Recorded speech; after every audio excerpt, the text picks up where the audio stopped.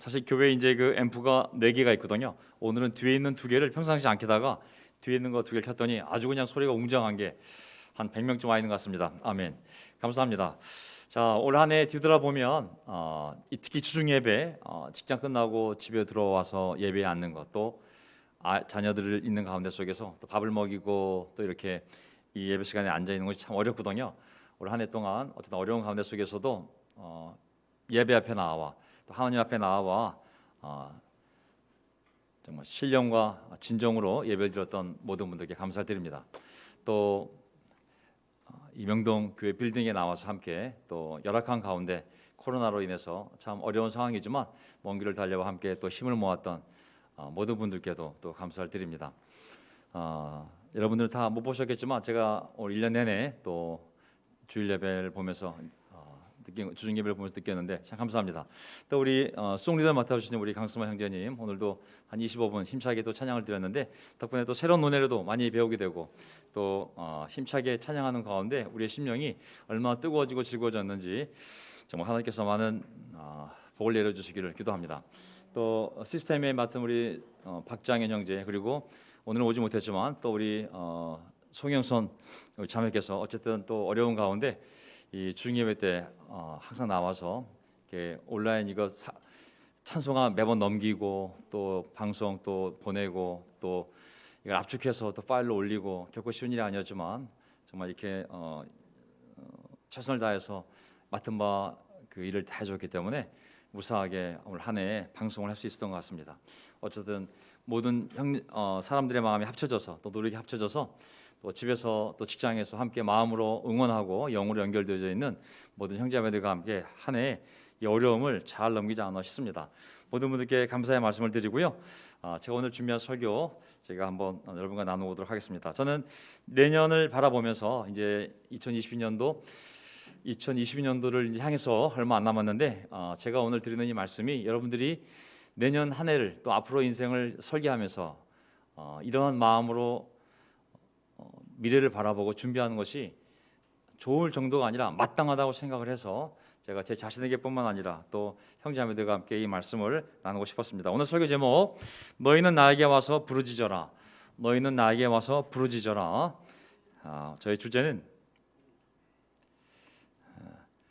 희망을 가져야 한다. 희망 시리즈로 제가 올 연말 설교를 좀 하고 싶습니다.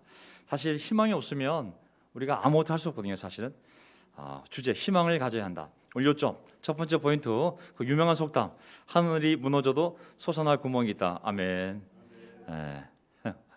제가 설교 포인트에 속담을 써보기는 올해 처음인 것 같습니다. 하늘이 무너져도 솟아날 구멍이 있다. 두 번째 희망의 끈을 매라.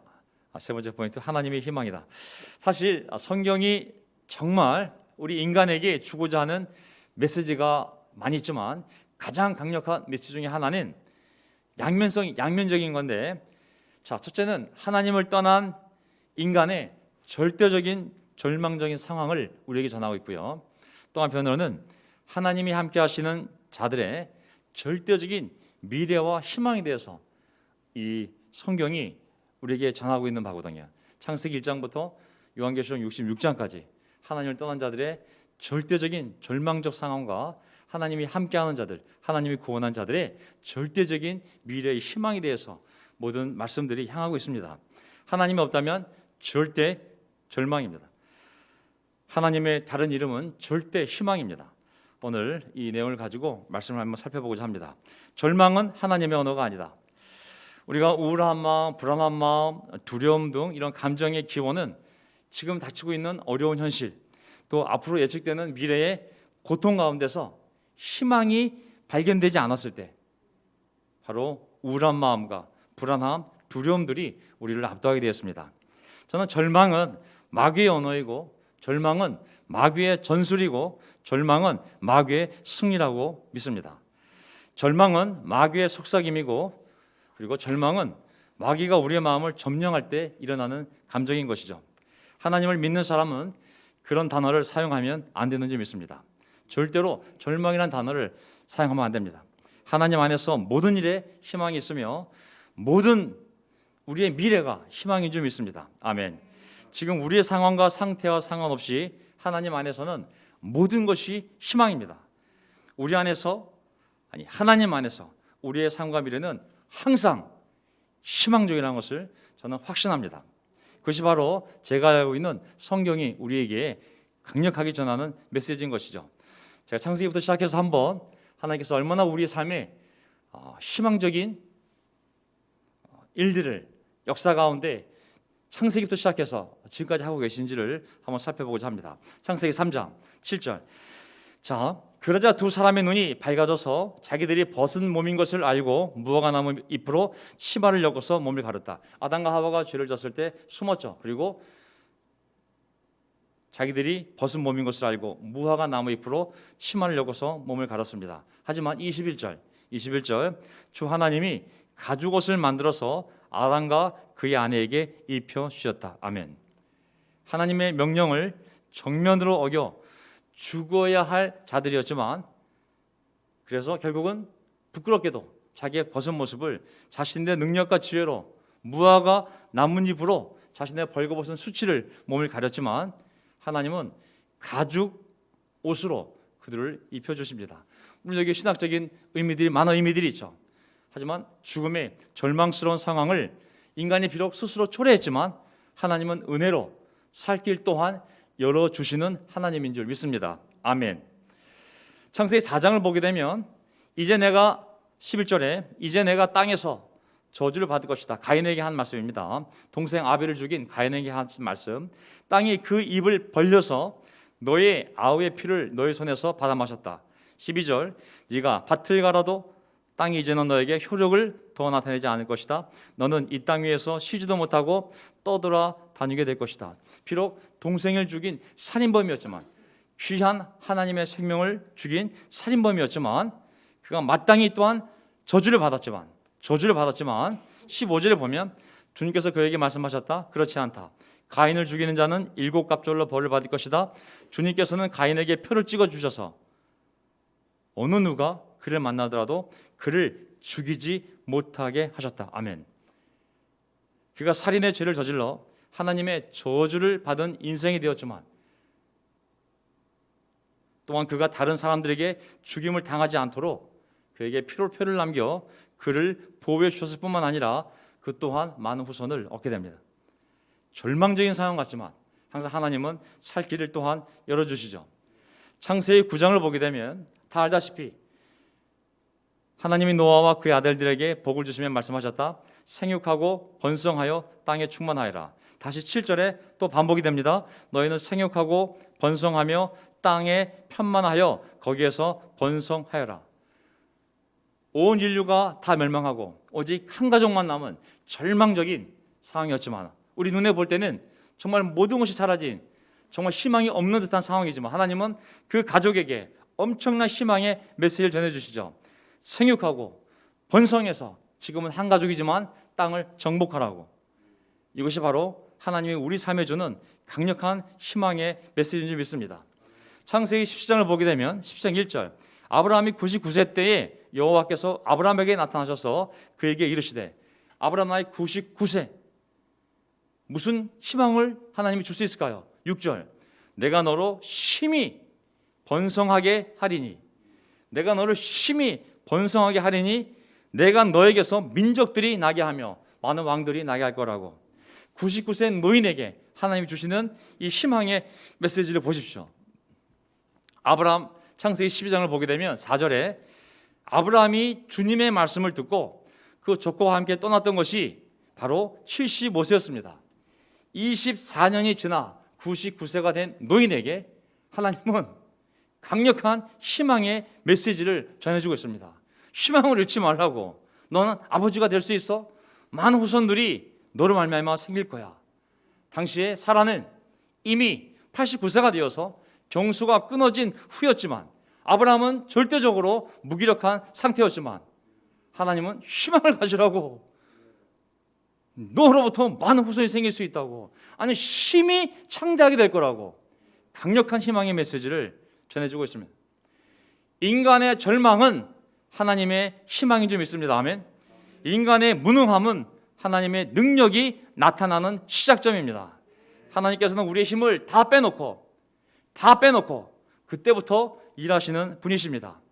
혹시라도 우리가 우리 힘으로, 우리 노력으로, 우리 재능으로 이것을 이루었다라고 자랑하실까 봐 그 자랑을 못하도록 우리가 더 이상 할 수 없다고 두 손을 들 때, 그때서야 비로소 하나님께서 역사하시는 시작점인 줄 믿습니다. 아멘. 99세의 아브라함에게, 정수가 끊어진 사라에게 내가 너를 심히 창대하게 할 거라고, 바로 그분이 우리의 하나님이심을 믿으시기 바랍니다. 출애굽기 14장 13절을 보게 되면 이스라엘 백성들이 출애굽을 했을 때 하나님께서 이스라엘 백성들에게 뭐라고 명령하셨냐면, 14장 1절부터 보시면 나중에 이스라엘 백성들 모세를 통해 명령하시기를, 바닷가 근처에 바닷가를 바로 등에 대고 그 앞에다가 진을 치라고 얘기했습니다. 그래서 진을 치자마자 바로 군대들이 밤새 달려와 앞에서는 바로 군대들이 다가오고 있고 뒤로는 홍해 바다가 된 상황이 되었죠. 그 상황은 어떤 상황이었을까요? 모세가 백성에게 대답하였다. 출애굽기 14장 13절, 두려워하지 마십시오. 당신들은 가만히 서서 주님께서 오늘 당신들을 어떻게 구원하시는지 지켜보기만 하십시오. 당신들이 오늘 보는 이 이집트 사람을 다시는 볼 수 없을 것입니다. 아멘. 이 상황은 절망적인 상황이었거든요. 왜냐하면 하나님이 분명히 바닷가로 돌아가서 진을 치라고 했는데, 진을 쳤더니 바로 군대가 밤새 달려와서 앞에서는 바로 군대가 달려오는 모습이 보이고 뒤로는 바닷가가 있는 절망적인 상황이었지만, 바로 그때가 하나님의 구원 계획이 시작되는 때였습니다. 그들의 눈으로는, 그들의 지혜로 짜낸 방법으로는 죽을 수밖에 없는 상황이었지만, 그것이 바로 하나님의 기적의 시작점이 되었던 것이죠. 우리의 머리로는, 우리의 판단으로는, 우리의 상식으로는 길이 없어 보이지만, 끝난 것 같지만, 그게 바로 하나님의 구원의 시작점이요, 기적의 시작점이요, 변화의 시작점이 되는 줄 믿습니다. 아멘. 오히려 우리 눈에 길이 없다고 절망적이라고 느껴지는 그 점이 바로 하나님의 복된 삶의 출발점이 되는 것임을 항상 기억합시다. 또한 그것은 바로 군대를 멸절시키기 위한, 그리하여 자기 백성들이 하나님의 능력을 보게 하기 위한 하나님의 놀라운 계획의 출발점이 바로 우리 눈으로 보기에는 절망적인 상황이었던 것이죠. 저는 돼지우리 탕자의 절망을 우리가 보지 않습니까? 돼지우리에서 아버지의 모든 재산을 갖고 탕진하고 돼지우리에서 먹고 살던 탕자의 상황은 그의 눈으로 보았을 때는 그 스스로가 절망적이라고 느꼈습니다. 왜냐하면 재정적으로 파산 상태이며 육체적으로는 매우 고통스러운 상태였고 정신적인 공황 상태였습니다. 하지만 그 절망적 상황이 오히려 하나님의 계획 안에서는 그의 삶의 터닝 포인트로 잡은 지점이었습니다. 그 시간이, 돼지우리에서의 그 가장 절망적으로 느끼는 그 시간이 하나님께 돌아오게 된 계기가 되었고, 그의 절대적인 망함이 그와 아버지의 관계를 회복시킨 계기가 되었고, 그 가장 깊은 절망의 시간이 그의 참된 행복한 삶의 출발점이 되었던 것이죠. 하나님은 어떤 상황 속에서도 우리 삶을 놀랍게 변화시킬 희망의 메시지를 우리에게 항상 던져주고 있습니다. 두 번째, 희망의 끈을 매라. 희망의 끈을 매라. 첫 번째 포인트는 하늘이 무너져도 솟아날 구멍이 있다. 안 믿는 자들도 이 속담을 믿으면 이렇게 생각을 했거든요. 여호수아서 2장을 보게 되면 아는 내용이기 때문에 제가 몇 구절만 발췌해 왔습니다. 여호수아 2장을 보게 되면, 제가 먼저 본문을 읽어볼게요. 13절.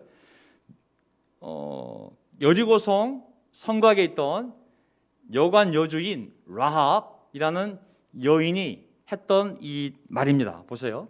그리고 나의 부모와 형제 자매들과 그들에게 속한 모든 식구를 살려주시고 죽지 않도록 우리의 생명을 구하여 주십시오.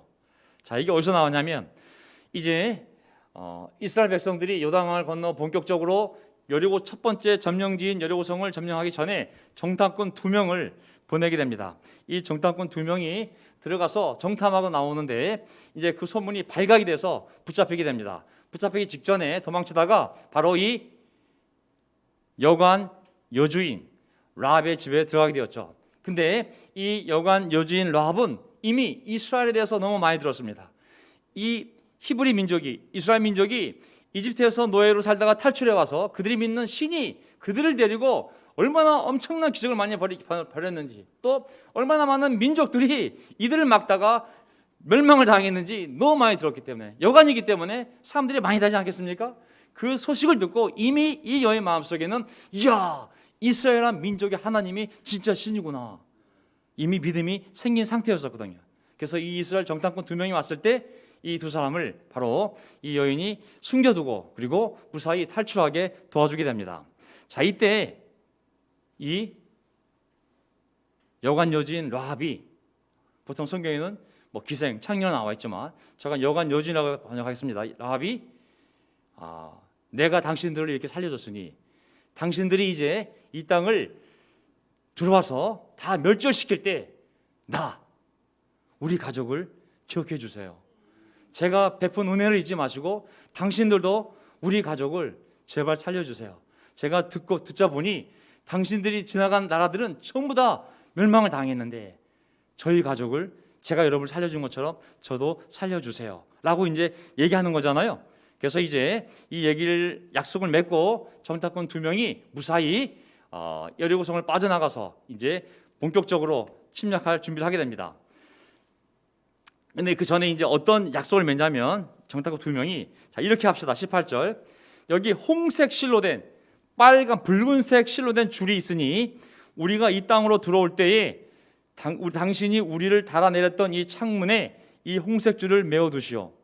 그리고 당신의 아버지, 어머니, 오라버니들과 아버지 집안의 모든 식구를 다 당신의 집에 모여있게 하시오. 무슨 말인지 아시겠죠?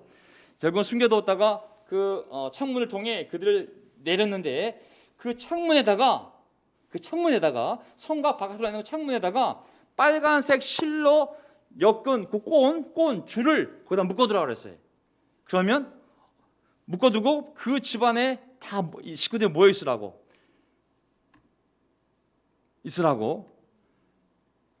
그래서 우리가 들어와서 다 점령하고 죽일 때 그 창문에 있는, 집에 있는 사람들만 우리가 죽이지 않겠다고 약속을 한 거죠, 하나님의 이름으로.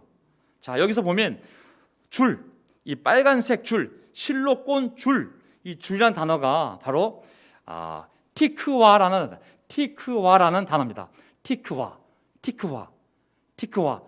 자, 티크와라고도 하는데 어쨌든 상관없어요. 티크와라고 하든 티크와라고 하든 뜻이 2개 있어요. 하나는 끈 줄, 하나는 소망. 히브리어로 소망이 티크와. 근데 그게 끈 줄이라는 뜻이 함께 있어요. 1번은 끈 줄, 2번은 소망, 희망. 그래서 여기 나와 있는 붉은색 실로 짠 이 티크와를 우리를 도망치게 했던 그 창문의 바깥에 우리가 볼 수 있도록 거기에 묶어두세요 하고 한 겁니다. 이 티크와, 끈 줄, 소망, 희망. 21절, 그러자 라합은 그들의 말대로 하겠다고 대답하고 그들을 보냈다. 그들이 간 뒤에 라합은 홍색 줄, 홍색 티크와를 창에 매달았다. 그자 이제 6장 건너뗍니다. 2장에서. 자, 이제 본격적으로 준비를 다 한 이스라엘 백성들이 요단강 건넜고 이제 거기 할례도 마치고 일정 기간 지난 다음에 준비가 됐을 때 7바퀴 돌고 7번 외치고 무너지고 난 다음에 어떤 일을 벌였냐면 21절, 성 안에 있는 사람을 남자나 여자나, 여리고 성 안에 있는 사람을 남자나 여자나 어른이나 아이를 가리지 않고 모두 전멸시켜서 모두 죽였어요. 한 사람도 살지 않고 다 죽였어요.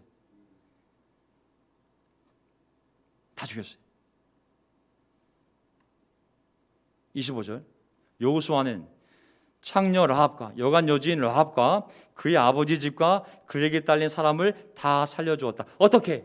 그 창문에 달린 그 빨간색 그 줄을 보고 그 창문이 딸린 집안에 있는 사람들을 건들지 않은 거죠. 나머지는 다 죽였어요.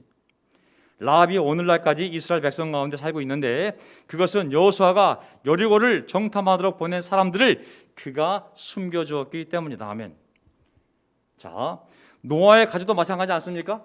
노아의 가족만 홍수 때 살아남았어요.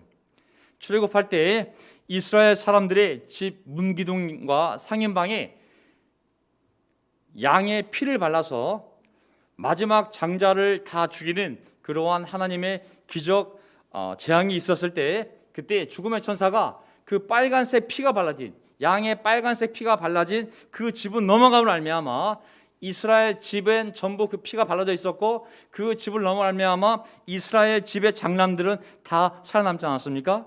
이 라합의 집도 그 빨간색 티크와 그 줄을 매달아남을 알미암아 그 집 식구들만 다 살아남은 것이죠. 이 줄이, 우리가 옛날 표현할 때 이런 말 쓰지 않습니까? 희망줄을 잡으라고. 왜 희망줄이라고 그랬을까요? 희망줄. 줄이란 히브리 단어 안에 줄이란 뜻도 있고 희망 뜻이 같이 있거든요. 우리는 우리 삶에 하나님의 희망의 줄을 항상 매고 있어야 됩니다. 아멘. 자기 가정 안에 이 하나님의 티크와 이 희망의 줄을 맨 가정은 절대 멸망당하지 않습니다. 아멘. 절대로 하나님의 보호하심과 인도하심이 있는 거거든요. 예수님의 피가, 붉은 피가 묻은 십자가를 마음에 달고 있는 사람은 절대로 멸망하지 않습니다. 하나님이 모든 고난과 곤궁 가운데 하나님이 반드시 구원하시는 줄 믿습니다. 아멘. 세 번째, 하나님이 희망이다. 세 번째 포인트, 하나님이 희망이다. 사람이 희망이 될 수 있습니까? 될 수 없습니다. 사랑하는 아들이, 자랑스러운 아들이, 전교 1등하는 아들이 희망이 될 수 있을까요? 희망이 될 수 없습니다. 정말 전교 1등하는 우리 딸이 희망이 될 수 있을까요? 절대 희망이 될 수 없습니다. 우리 사장님이 희망이 될 수 있을까요? 삼성, 현대, SK가, 반도체 기업이, 자동차가 한국의 희망이 될 수 있을까요? 목사님들이 모이면 희망이 될 수 있을까요? 장로님들이 모이면 희망이 될 수 있을까요? 저는 하나님만이 희망이신 줄 믿습니다. 아멘. 제가 아는 한 성경에서 오직 하나님만이 우리의 희망이십니다. 롯기를 보게 되면 왜 하나님이 우리의 희망인지를 제가 롯기를 통해 한번 나눠보고 싶었는데요. 롯기 1장 11절을 보게 되면 롯기. 자, 그러나 나오미는 말렸다. 이 내용을 들어보면 어느 대목인지 아시게 될 거예요. 자, 나오미가 두 여인을 말립니다. 돌아가다오 내 딸들아, 며느리들이죠. 어찌하여 나와 함께 가려고 하느냐? 아직 내 뱃속에 아들들이 들어있어서 그것들이 너희 남편이라도 될 수 있다는 말이냐? 12절, 1장 12절. 돌아가다오 내 딸들아, 제발 돌아가거라. 재혼을 하기에는 내가 너무 늙었다. 설령 나에게 어떤 희망, 티크와 내 희망이 있다거나 오늘 밤 내가 남편을 맞아들여 아들들을 낳게 된다거나 하여도 너무 늦었다. 무슨 말이냐면 나오미가 정말 놀라운 믿음의 여인이었고 신앙 인격이 있는 훌륭한 여인이었습니다. 하지만 살던 예루살렘 고향에서 흉년이 들었을 때 어쩔 수 없이 그 남편이 아내와 두 아들 데리고 그 옆에 요단강 건너 모압 땅으로 이주하여 살게 되었죠. 자, 이 나오미라는 여인이 거기 살다가 결국은 남편이 병이 들어 죽었고, 그리고 두 아들도, 장남도 그리고 차남도 다 병들어 죽게 되었습니다. 남편과 두 아들을 잃었고 졸지에 재산도, 남의 나라가 혼자 살고 있는 여인이 무슨 힘이 있겠습니까? 있는 재산도 다 잃게 되었습니다. 정말 여자 욕 같은 이야기죠. 희망이 하나도 보이지 않는, 정말 절망적이라는 표현을 써도 될 만한 그러한 삶에 처하게 되었습니다. 오죽하면 자기를 따라오는 두 이방인 여인, 모압 며느리들에게 돌아가라고. 내가 가진 것도 없고 내가 재혼해서 아들들 낳아 너희들에게 다시 준다 할지라도 나이가 있는데 가능하겠냐고. 어떤 모양으로 봐도 나에겐 희망이 없다고. 내 삶엔 어떤 희망도 없으니 나를 따라오지 말라고. 나 따라와 고생하지 말고 너희 고국으로, 너희 부모의 땅으로 돌아가라는 아름다운 마음을 여기서 보이고 있는 것입니다. 자, 알다시피 그러나 나오미에게는 아직도 무엇이 남아있습니까? 하나님의 백성이기 때문에 희망이 남아있습니다. 아멘. 남편도 죽었어요. 두 아들도 죽었어요. 가진 것은 다 잃어버렸어요. 오직하면 자기 삶이 나를 나오미, 기쁨이라 부르지 말아라. 나를 마라, 고통이라고 불러다오. 내 삶이 너무 괴로워 죽을 지경이다라고 자기 고향 사람들에게 얘기했습니다. 하지만 나오미에게 하나님의 백성의 여인이기 때문에 그에게 희망이 남아 있었던 것이죠. 하나님께서 우리가 아는 내용이기 때문에 말로 정리하면 그 절망적인 시간들을 통해 일단 나오미를 다시 우상을 섬기는 이방 모압 땅이 아니라 하나님을 섬기는 다시 고국 이스라엘 자기 고향으로 돌아오게 만듭니다. 예루살렘으로 돌아오게 만듭니다. 유대 땅으로 돌아오게 만듭니다. 그리고 비록 남편을 잃은 절망적인 시간을 보내고 있던 그 루시란 여인도 그 우상을 섬기는 모압을 떠나 아버지의 땅을 떠나 바로 하나님을 섬기는 이스라엘 땅으로 들어오게 만듭니다. 그래서 이 절망 가운데 있는 두 여인의 역사하셔서 누구를 만나게 합니까? 믿음의 남자, 훌륭한 신앙 인격을 가진, 하나님을 믿는 신앙 인격을 가진 이러한 보아스라는 형제를 만나게 합니다. 보아스는 이미 나이가 들었고 그리고 아마 상처를 했기 때문에 아마 혼자 사는 나이 든 형제였습니다. 그에게도 희망이 없었죠. 하지만 하나님께서 이 셋을 다 역사하셔서 이 어려운 가운데 있던 이 세 명을 다 연결시켜서 이 세 명 모두 기쁨과 희망의 삶으로 인도한 것이 바로 이 룻기입니다. 아멘. 하나님은 어떤 상황에서도 우리의 삶을 희망으로 인도하신 줄 믿습니다. 어떤 상황에서도 그리스도인에게는 희망이 있습니다. 티크와 희망의 끈을 우리는 놓으면 안 됩니다. 우리가 죽는 날까지 하나님의 희망의 끈은 절대로 우리 삶을 떠나지 않을 것입니다. 예레미야 29장 11절 우리 저기 앞에 앉아 계신 박태길 형제님께서 가장 좋아하는 구약 말씀이라고 얘기했습니다. 예레미야 29장 11절 우리 모두 다 이 교회 처음 왔을 때 제일 많이 봤던 구절, 전 세계 기독교인들이 가장 좋아하는 성경 구절, 교파를 떠나서 제일 좋아하는 구절 예레미야 29장 11절 제가 읽어보겠습니다. 너희를 두고 내가 생각하고 있는 계획들은 오직 나만이 알고 있다. 아멘. 자, 여기 분명히 봅시다. 이 문장을 잘 보세요. 너희를 두고 내가 생각하고 있는 계획들은 오직 나만이 알고 있다. 제가 이 히브리어 본문 그 단어 하나하나 대조해서 가장 가까운 표현을 편집해 온 거예요. 자, 여러 버전이 있는데 이 가장 문자적으로 매치가 된 말인 것 같습니다. 너희를 두고 내가 생각하고 있는 계획들은 오직 나만이 알고 있다. 자, 여러 가지 이 말 속에 진실이 있어요. 첫째, 하나님은 우리에 대해서 생각하고 있다고 생각. 무엇인가 이들을 위해서 어떻게 구원할 것인지에 대한 계획을 항상 하나님은 생각하고 있어요. 근데 그것은 오직 너희들은 모르고 하나님만이 알고 있다는 것이죠. 아멘. 물론 이것은 이스라엘 백성들, 포로로 끌려가기 전 이스라엘 백성들의 미래에 대한 하나님의 생각하고 있는 계획이지만 오늘날 믿는 우리들에게 적용을 시킨다면 우리의 미래에 대해서 하나님이 항상 생각하고 있는 줄 믿습니다. 아멘. 이 분명한 하나님의 계획이 있는데 그것은 나는 모르고 우리들은 모르고 하나님만이 아는 줄 믿습니다. 2022년도 하나님이 항상 우리를 생각하고 있는데 이미 하나님은 2022년도에 어떻게 우리 삶을 복주시고 인도할지 하나님은 알고 계시는 줄 믿습니다. 아멘. 아실 것이다가 아니라 이미 알고 있다고. 이 표현이 미래가 아니라 이미 이루어진 일, 과거예요. 알고 있다고. 완료, 알고 있다고. 여기 보면은 계획들이라는 단어를 찾아보면 이 계획이라는 단어가 복수형이에요. 계획들. 자, 첫째는 생각. 둘째는 계획. 셋째는 어떤 하나님의 고안, 방법. 나는 너희들의 삶을 생각하고 있는데 미래에 내가 너희들을 어떻게 인도할지 내가 생각이 있다고. 내가 생각해낸 계획이 있다고. 그리고 그 계획을 이룬 방법이 있다고. 내가 생각하고 있고 그 계획이 있고 그 계획을 성취할 방법을 내가 알고 있다고. 이미 내가 다 세워놨다고. 너희들만 모를 뿐이지 70년 뒤에 너희들이 회개하고 돌아왔을 때 내가 어떻게 너희들을 통하여 영광을 받을지 내가 이미 다 계획이 있다고. 방법도 알고 있다고. 생각하고 있다고. 그것을 우리에게 말씀하시는 거거든요.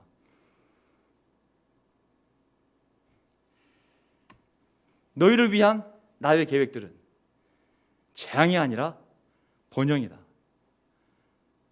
내가 너희를 품은 생각들, 계획들, 그 방법들은 재앙, 히브리어 라 한 단어 아니라 샬롬 번영이라고.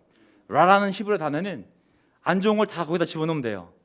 나쁜, 사악한, 해로운이라는 뜻이 있어요. 명사로 쓰면 고통, 상처, 재난이라는 뜻이거든요.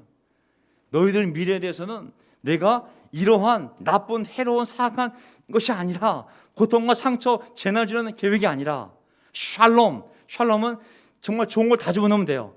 건강, 행복, 평화, 안전, 번영, 평온, 고요, 좋은 게 거기 다 들어있어요. 우리를 향한 하나님의 이 생각하고 있는 계획, 그 계획 안에는 악한 것이 하나도 없고 오직 이 놀라운 샬롬의 복들이 우리를 향한 하나님의 계획인 줄 믿습니다. 아멘.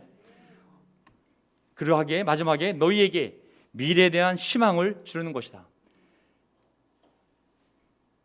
다시, 너희를 위한 나의 계획은 재앙이 아니라 샬롬이라고, 번영이라고. 근데 그 계획들은 너희에게 미래에 대한 희망, 티크와를 주려는 것이다. 아멘. 뭘 향하고 있어요? 너희의 미래 시간은 내가 이미 준비하고 있는데, 그래서 희망이라고. 희망. 내가 생각한 너희들에 대한 나의 생각, 나의 계획, 나의 방법은 전부 너희들에게 희망을 불러일으키는 거라고. 내가 너의 삶을 인도하고 있음을.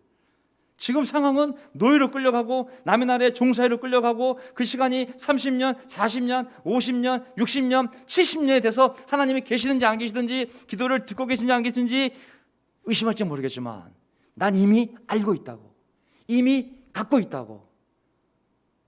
그것은 희망이라. 너희에게 미래에 대한 희망. 더 정확한 표현은 너희에게 미래와 희망을 주려는 것이라고. 우리 미래가 하나님 손에 있는 줄 믿습니다. 아멘. 달력이 넘겨질 때 우리의 미래가 펼쳐지는 것이 아니라 하나님이 우리에게 미래를 주셔야 우리에게 미래가 있는 줄 믿습니다. 그리고 경기가 좋아지기 때문에 뭔가 잘 될 것 같기 때문에 희망이 생기는 것이 아니라 하나님의 계획 안에 있을 때 우리 삶에 희망이 있는 줄 믿습니다. 아멘. 이것은 목사의 말이 아니고 바로 하나님의 말씀인 것이죠. 그래서 우리가 할 일은 무엇입니까? 2020년을 앞두고 우리가 계획을 세울 때 너희가 해야 할 세 가지가 있어요. 나를 부르라고. 나를 부르라. 콜. 두 번째, 내게 오라. come. 세 번째, 기도하라고. 나를 부르고 나에게 와서 기도하라고. 우리가 할 일 세 가지입니다. 하나님의 이름을 부르고 예수님의 이름을 부르고 그에게 가서 기도하는 것입니다. 기도하는 말은, 기도하다 말 뜻은 뭐냐면 나한테 부탁하라고, 요청하라고, 간구하라고. 나에게 내가 너희의 호소를 들어주겠다. 아멘. 2020년뿐만 아니라 우리 남은 인생, 우리 미래와 희망은 하나님 손 안에 있는지 믿습니다. 그것은 어떠한 슬픔과 재난을 위한 것이 아니라 오직 샬롬, 세상에서 가장 우리에게 좋은 것들이 다 모여진 그러한 미래를 향하여 하나님이 우리의 삶을 위해서 생각하시고, 그리고 계획을 세우시고, 그리고 그 방법들을 생각하고 있고 이미 다 알고 있다고. 넌 내게 와서 내 이름을 부르고 그리고 기도하라고. 하나하나 너의 삶에서 이루어질 것이라고. 이 말씀을 믿으며 2022년도를 향해 우리가 함께 나갔으면 좋겠습니다. 아멘. 자, 오늘 제목, 너희는 나에게 와서 부르짖으라. 주제, 희망을 가져야 한다. 아멘. 빛과 소금이기 때문에 우리가 희망을 가져야 합니다. 하늘이 무너져도 솟아날 구멍이 있다. 아멘. 희망의 끈, 티크와 그 줄, 그 창문에 매달아서 그 가족을 살렸던 티크와 그 줄, 그 희망을 우리 삶에 묶고 있다. 그 믿음이 있다면 하나님이 희망이시라고 반드시 우리의 삶을 희망찬 미래로 인도해 가실 것을 믿습니다. 아멘. 자, 기도하고 마지막 찬송 부르고 오늘 중요하시도록 하겠습니다.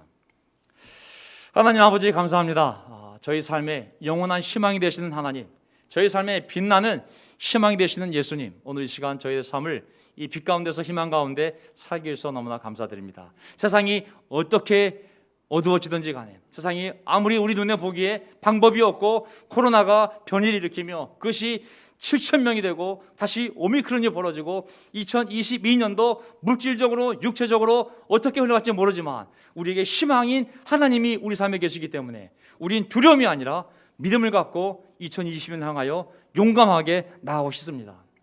하나님, 저희 가정의 특허가 되시는 하나님, 저희 직장의 희망이 되시는 하나님, 제 삶의 희망이 되시는 하나님, 이 나라의 유일한 희망이신 하나님, 온 인류의 유일한 희망이신 하나님, 저희가 할 일은 하나님께 와서 하나님의 이름을 부르고 예수님께 무릎을 꿇고 기도하는 것 외에는 우리가 할 수 있는 것이 아무것도 없음을 거룩하게 도와주십시오. 너희들의 힘으로 이렇게 잘 살게 되었다고 말하지 않도록 하기 위하여 하나님께서는 우리를 무력한 가운데 거기서부터 하나님이 역사하시는 하나님을 믿습니다. 2022년도 우리의 힘을 다 빼고 하나님이 어떤 일을 일으키시는지 우리가 겸손히 바라보며 날마다 주님과 동행할 때 우리가 기대하고 상상한 것보다 더 놀라운 오직 하나님이 줄 수 있는 샬롬의 미래로 우리의 삶을 인도해 가실 줄 믿습니다. 잠시 그것이 상처처럼 보이고 잠시 그것이 우리에게 마이너스처럼 보이고 잠시 그것이 우리에게 고통을 주는지 모르겠지만 그런 것들은 우리에게 줄 영광스러운 크나큰 영원한 영광을 생각해 보면 아무것도 아니라고 했습니다. 우리가 그 믿음을 가지고 서로 사랑하며 격려하며 위로하며 나갈 때 하나님, 우리가 마땅히 가져야 할 믿음을 저희가 갖게 하시고 우리가 주님을 섬기는데 부족한 것이 있다면 그 부족한 것을 주님께서 재정이 되었던 육체가 되었던 정신이 되었던 감정이 되었던 마음이 되었던 관계가 되었던 무엇이 되었던 저희를 채우셔서 하나님을 영광스럽게 하는 데 부족함이 없도록 저희를 인도하여 주시옵소서. 2021년도 이 험난한 코로나 국경 속에서도 우리를 인도해 주신 하나님, 2022년도 더 빛나는 영광으로 우리의 가정과 우리의 자녀들, 우리의 부모님, 우리 형제자매들 그리고 이 교회를 데리고 하나님께서 손을 잡고 인도해 가실 걸 믿습니다. 아멘. 오직 하나님께 영광을 드리며 우리의 주님이신 예수 그리스도의 이름으로 기도합나이다. 아멘.